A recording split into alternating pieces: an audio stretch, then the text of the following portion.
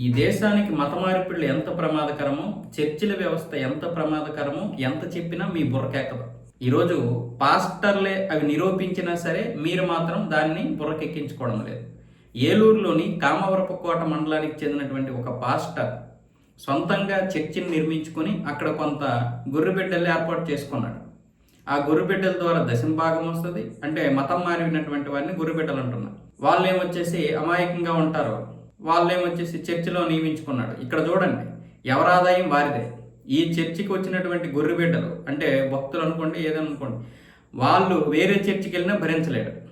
అంటే కాపాడుకుంటూ ఉంటాడు. ఎందుకంటే దశంభాగాలు పోతాయి. ఇవి కాకుండా కానుకలు పోతాయి. ఒక చర్చిని నిర్మించాడంటే ఎంత డబ్బు వచ్చి ఉంటుంది, ఎంత డబ్బు వస్తే నిర్మిస్తాడు?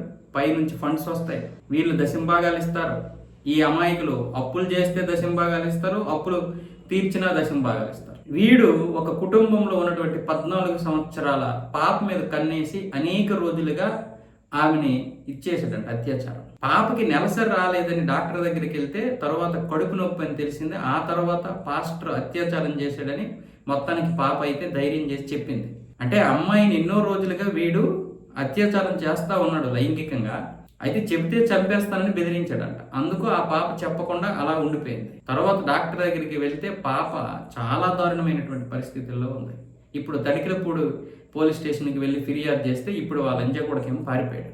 మరి ఇంకెక్కడ ఉంది మీది? ఏడ్చుకుంటూ ప్రార్థనలు చేస్తారు. ఏమైంది మీది?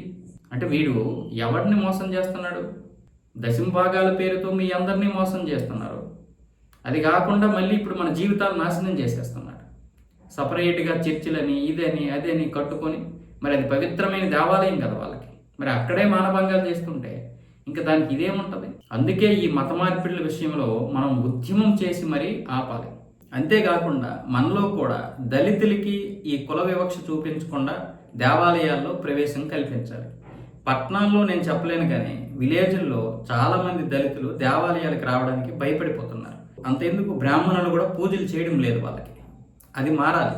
అలాగే వీళ్ళు కాకుండా రెడ్డీసు, కమ్మాసు, నాయుడుసు, కాపుసు వీళ్ళందరూ కూడా మారిపోతున్నారు. మరి వీళ్ళు కలగని ఎక్కడ ఇది లేదుగా, దేవాలయంలో వివక్ష ఏం లేదుగా. మరి వీళ్ళు ఎందుకు మారిపోతున్నారు అంటే ఇలా అమాయకులందరినీ కూడా ఏదో ఒకటి చెప్పి బ్రెయిన్ వాష్ చేసి మొత్తానికి మతం మారుస్తున్నారు. కాబట్టి జాగ్రత్త వహించాలి. మనం ఫైట్ చేయాలి, తప్పదు.